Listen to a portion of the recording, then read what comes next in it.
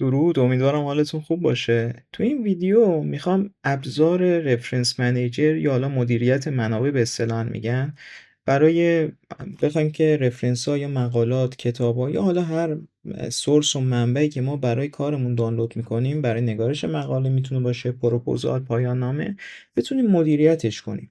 حالا ابزارهای زیادی هست. اون چیزی که خیلی پیشنهاد میشه ابزار النوت هست که خیلی هم معروفه. دیگه ابزارهای مندلی هستش، اما نمیگم اونا خوب نیستن، اونا هم خیلی حالا به قولی مزایای خودشو دارن، اما اون چیزی که طبق تجربه من به دست آوردم زوترو، ابزار زوترو تونسته خیلی کمک کنه به من. حالا میریم که من توضیحات رو در ادامه بهتون میدم. خب توی سرچ بارم مینویسم زوترو، اولین گزینه رو میزنم، صفحش باز شه برام. خب گزینه دانلود رو میزنم. اون چیزی که به من پیشنهاد میده، چون سیستم عامل من مک هستش، میگه زوترو 9 برای مک. حالا شما اگر ویندوز هستش سیستم عاملتون، برای ویندوز پیشنهاد میده گزینه دانلود رو میزنین، برنامهش دانلود میشه و نصبش رو انجام میدین. حالا من چون نصب کردم دیگه این پروسه رو پیش نمیرم.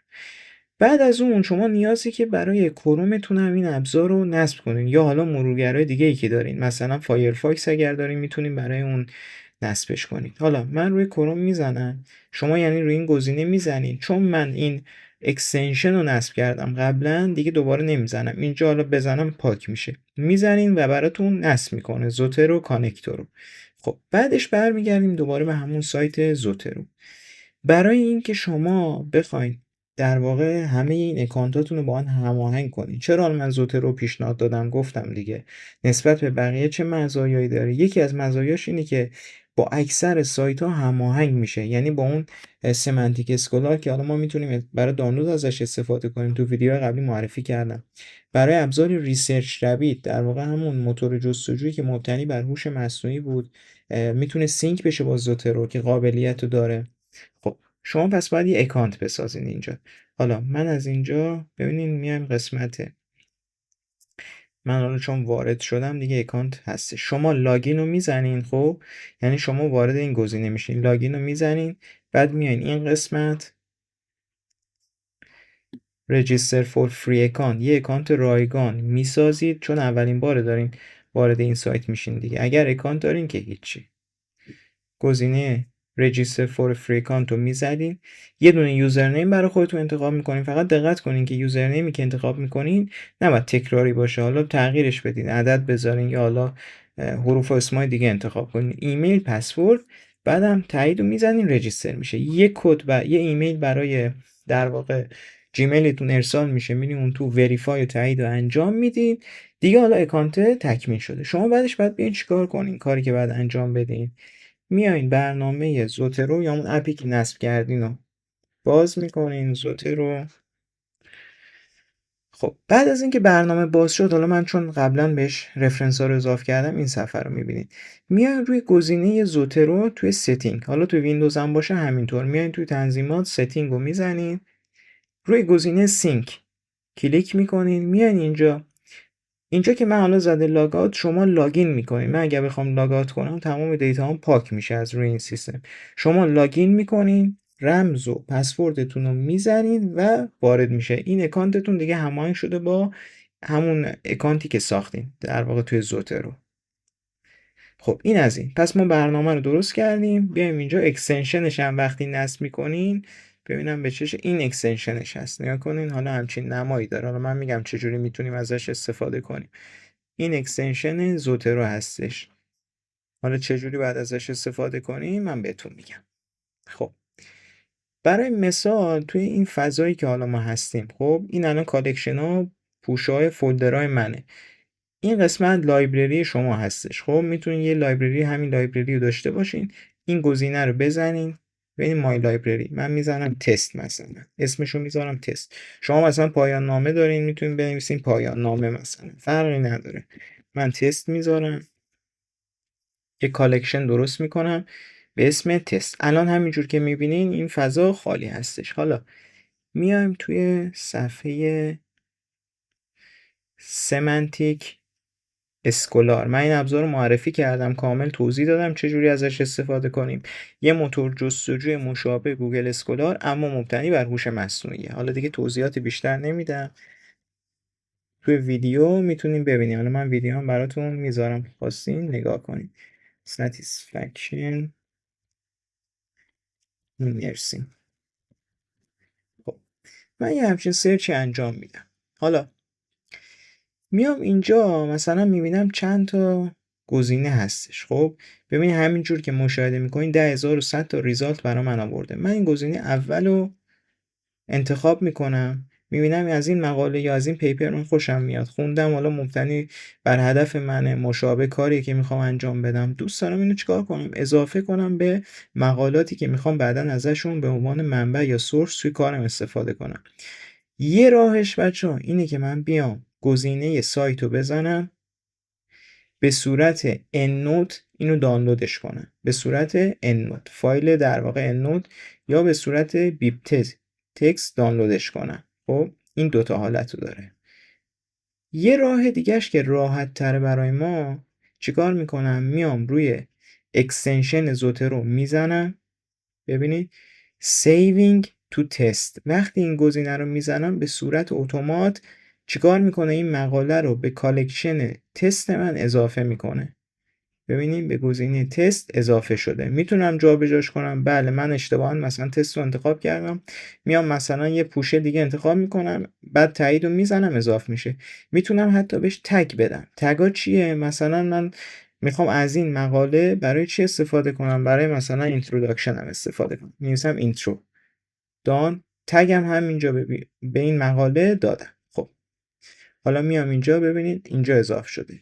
چرا این اتفاق میفته؟ به خاطر اینکه سینک شده. یعنی چی؟ هماهنگ شده این اکانت من با این اکانتی که من داشتم. در ضمنم بگم حتما باید برنامه‌تون باز باشه تا این اکستنشنش بتونه کار کنه. خب الان راحت میتونم اینجا مقاله دسترسی داشته باشم. حالا اگر این مقاله اینجا دیتاشو میبینم دیگه کامل برای من آورده، هم دیوهای مقاله رو میاره، هم خلاصش رو میاره، اگر فول تکستش باشه حتی پی دی افش هم دانلود میکنه. بذار الان یه مقاله پیدا کنیم فول تکست باشه. این یه دونه که پی دی اف داره. خب میزنم روش، من کامل این ابزار رو توضیح دادم. خب میتونیم بریم تو خود پابمد. خب میزنیم رو گزینه پابمد، وارد پابمد میشه. خب حالا من میخوام وارد پابمد شدم، میخوام از اینجا اضافهش کنم. میام چیکار میکنم، میام باز روی گزینه در واقع اکستنشنش میزنم، اکستنشنش اینجا قرار داره، میزنم. خب سیو میشه. ببینیم داره به صورت اسنپ، چون پی دی افش در واقع چون این صفحه پی دی اف تو این صفحه وجود نداره، اومد اسنپ شات گرفت از این صفحه. باز من گزینه پی ام سی رو میزنم، باز بشه این صفحه. خب بذاریم ببینم. الان دوباره میام گزینه رو میزنم. خب الان فول تکست هم اضافه کرد، دیدین؟ سوشال ساپورت فول تکست. الان بیام داخل این ببین 3 تا برای من اضافه کرد. چرا؟ هر 3 تا همون مقاله هستن، اما ببین این که فرق میگه این یه دونه. اینو من میتونم پاکش کنم از اینجا، گزینه دیلیت رو بزنم، یا حتی میتونیم یه کار دیگه کنیم. الان این مثال خیلی خوبی میشه برامون، نگاه کنین. چون تکراری داره بگم چجوری میتونیم تکراری ها رو ما حذفش کنیم. بذاریم بیام توی گزینه تولز،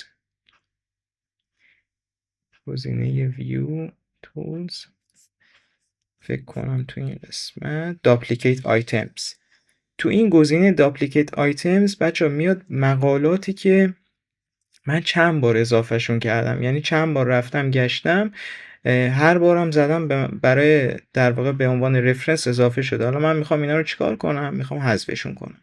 الان این تست آخری که ما اضافه کردیم کجا بود؟ سوشال. بیام تو گزینه سوشال، داپلیکیت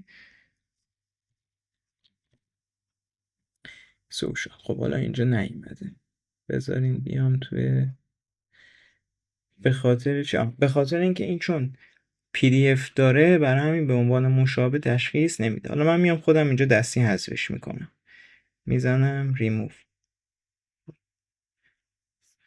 خب حالا این پی دی اف هم داره. من اگر بخوام همینجا بیام پی دی اف مقاله رو بخونم، دو بار روش کلیک میکنم، پی دی اف مقاله هم همینجا برام باز میشه. حالا این چون حالت دارک مود سیاه هستش.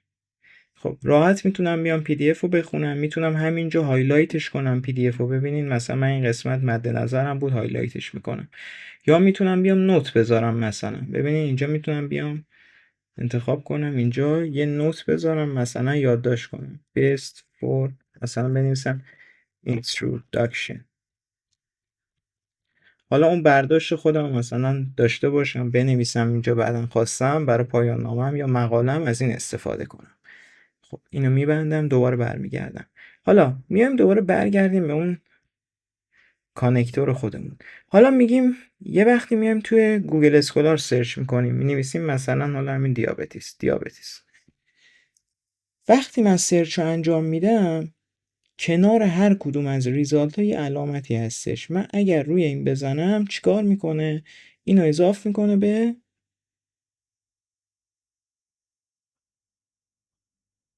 ان نوت من، اگر اشتباه نکنم. بذارین ببینم. نه، بذارین یک لحظه بیام.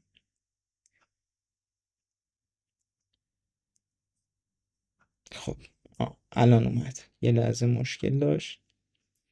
نگاه یه بار دیگه بگم، من وقتی سرچ گوگل اسکولار رو انجام میدم، وقتی میام رو گزینه اکستنشن زوترو میزنم، یه پنجره‌ای برای من باز میشه.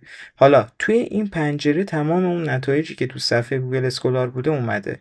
من هر کدومو که نیاز دارم انتخاب میکنم. مثلا این مقاله یا این یه دونه انتخاب میکنم، اوکی رو میزنم، اد میشه به چی؟ اد میشه به کالکشن تست من. اینجا اضاف شد همون دوتا مقاله‌ای که من انتخاب کرده بودم. پس خیلی راحت میتونید چیکار کنیم؟ مقالات حالا از موتورهای جستجو یا حالا سایت‌های در واقع مجلات و ژورنال‌ها انتخاب کنین و ادشون کنین. حالا اگر سایت هم باشه بچه‌ها، یا مقاله سایت، حتما نیازی نیست ژورنال باشه، کتاب باشه، سایت هم باشه، به همین طریق میتونی اضاف کنین. خب بیام در خصوص حالا ما چجوری میتونیم از این رفرنس منیجر توی برنامه ورد استفاده کنیم؟ خب خیلی همون برای نگارش پایان نامه مقاله از نرم افزار مایکروسافت ورد استفاده میکنیم. وقتی شما این کانکتور رو نصب کنید، زوترو هم که نصب کردید، به صورت اتومات در واقع این پلاگین بگم، حالا نمیدونم، این رابط کاربری زوترو اضاف میشه به مایکروسافت ورد. حالا شما میتونید از اینجا رفرنس بدین. به چه صورت؟ شما میایین مثلا حالا به صورت تست متنتون رو مینویسین، جملتون رو مینویسین. حالا میخواین اینجا چیکار کنین؟ استناد کنین به اون مقاله‌ای که حالا مد نظرتونه. میاین تو قسمت زوترو اد یا ادیت سایتیشن رو میزنید. وقتی شما این گزینه رو میزنید، به شما میگه میخواین از کدوم استایل استفاده کنید. یه خوبی که داره، استایل‌های مختلف اینجا هست. حتی میتونین سرچ کنین استایل مثلا یه ژورنال خاصی، و الان این هلیونی که من اینجا نوشتم یک ژورناله که استایل خاص خودشو داره. اینم همینجا به صورت پیش‌فرض میتونین اضافه کنین و از همین استایل استفاده کنین. دیگه نیازی نیست به مجدد تغییر بدین. حالا میام اینجا من میزنم مثلا به صورت الزویر باشه، یا میتونین استایل APA استفاده کنین یا ونکوور استفاده کنین، فرقی نداره. حالا این ونکووره، من ونکوور رو میزنم اوکی. خب حالا میاد اینجا میگه کدوم رو میخواین به عنوان رفرنس انتخاب کنین. ما میایم توی تست خودمون، ببینیم توی جاب ساتیسفکشن انتخاب میکنم. خب حالا چیکار میکنم؟ این تیک رو میزنم اکسپت، یعنی من اینو به عنوان رفرنس انتخاب کردم. حالا اینجا به صورت عدد توی متن نشون داده میشه. حالا اگر من بخوام در واقع اون بیبلیوگرافی رفرنس ها رو ببینم، باید چیکار کنم؟ باید بیام این پایین نگاه کنید، اد ادیت بیبلیوگرافیشو بزنم و اضافه بشه. ببینین الان اضافه شد.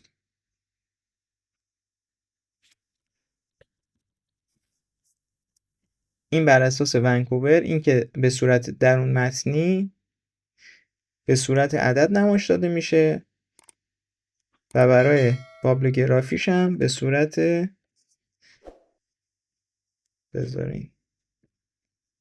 خب حالا من میام یه خط دیگه مثلا می نویسم، دوباره میخوام 2 تا رفرنس رو اضافه کنم. میام دوباره گزینه اد سایتیشن رو میزنم، یکی این رفرنس یکی هم این رفرنس، 2 تا رو انتخاب میکنم، ادو میزنم. خب 1 و 2، چون حالا 1 من یه بار رفرنس داده بودم، باز اینجا برای من انتهای متنم اضافه میشه. این رفرنس شماره 2، رفرنس شماره 1. حالا بعد میتونم تغییراتم روش اعمال کنم. خب بیام ببینم برای ابزار بعدیمون. خب برای ابزار بعدی که ما گفتیم خیلی کاربرد داره، یکی اینم بگم، حالا شاید بعضی استفاده کنن از گوگل داکس.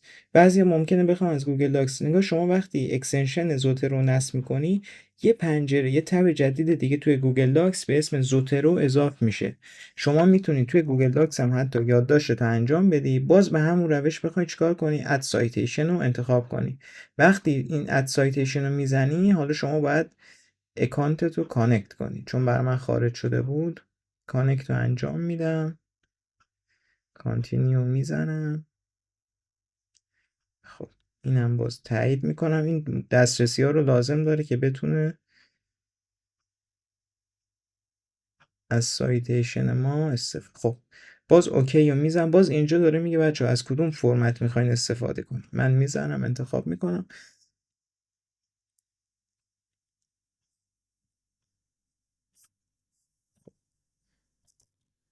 حالا الان بذاریم بیام یک بار دیگه.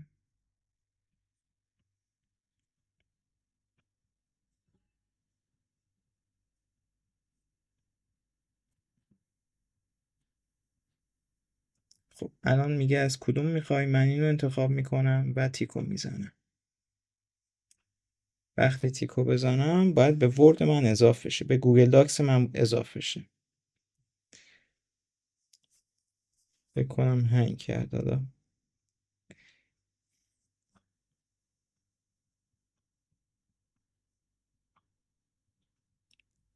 خب حالا تا این انجام میشه من بیام تو سایت بعدی بهتون توضیح بدم. خب ابزار بعدی که بازم میتونیم از زوترو استفاده کنیم ریسرچ ربیت. ریسرچ ربیت خودش یک در واقع موتور جستجو میتونیم بگیم، مبتنی بر هوش مصنوعی بود که میومد ارتباط بین مقالات رو برای ما پیدا میکرد، در واقع یه نقشه به ما میداد، یه مپ به ما میداد، نتورک مپ میداد، ارتباط سنجی بین مقالات انجام میشد. حالا ما چجوری میتونم از زوترو استفاده کنم؟ شما میای تو قسمت این که صفحه اولش باشه، تو قسمت لایبرری یا کتابخونه‌ای که شما داشتی، میای پایین زوترو رو میزنید. چون هماهنگ شده، نگاه کنین میاد چیکار میکنه. اون مواردی، اون فولدرایی که شما داشتین رو پیدا میکنه. الان من گزینه تست همون تستی بود که الان فایلی بود که درست کردم برای ویدیو. ایمپورت رو میزنم. ببینید تمام اون 3 تا مقاله‌ای که من اونجا وارد کرده بودم رو اضاف میکنه. خب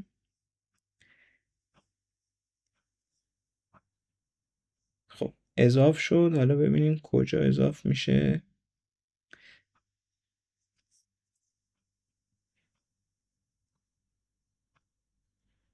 خب یه بار دیگه ادش کنم. import articles. خب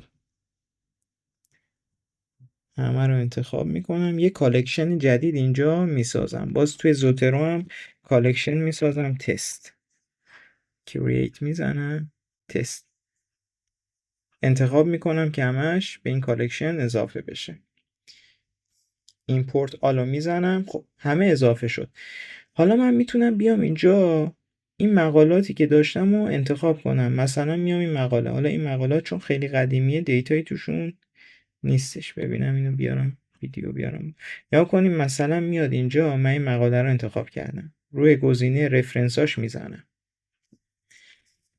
خب ببینیم همون مقاله‌ای بود که من اضاف کرده بودم به کالکشن تستم، حالا به عنوان اون رفرنس اصلی انتخاب شده. حالا به من داره نشون میده کدوم مقالات در واقع به عنوان به عنوان رفرنس این مقاله از کدوم مقالات دیگه به عنوان رفرنس تو کار خودش استفاده کرده. این سایت هم کامل توضیح داده بودم که چجوری میتونیم مقالات مشابه با کار خودمون رو پیدا کنیم.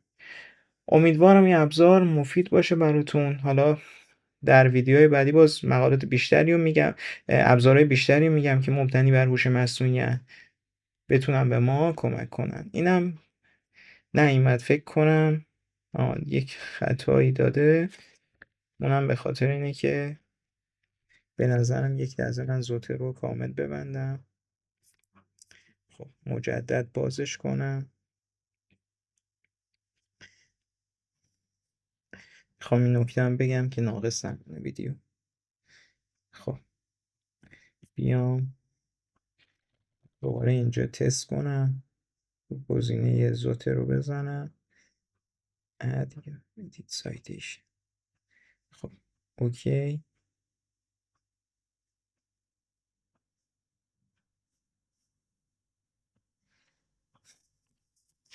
این چون متصل به اینترنت و گوگل یه مقداری داره اذیت میکنه.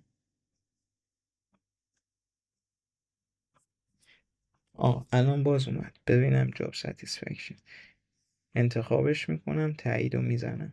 این سری درست شد. ببینین دوباره چی شد. اینجا توی خود گوگل داکس به عنوان عدد یک رفرنس داده شد.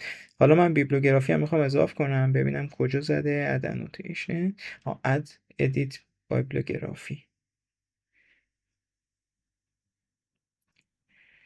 خب یکم زمان بدم تا اینم بیاد. اوکی. خب اینم اینجا اضافه شد. البته نباید ریپلیس میزدم. خب اینم از گوگل داکس که گفتیم با زترو سینک شده میتونیم استفاده کنیم. امیدوارم این ابزارم به کارتون اومده باشه. موفق باشید.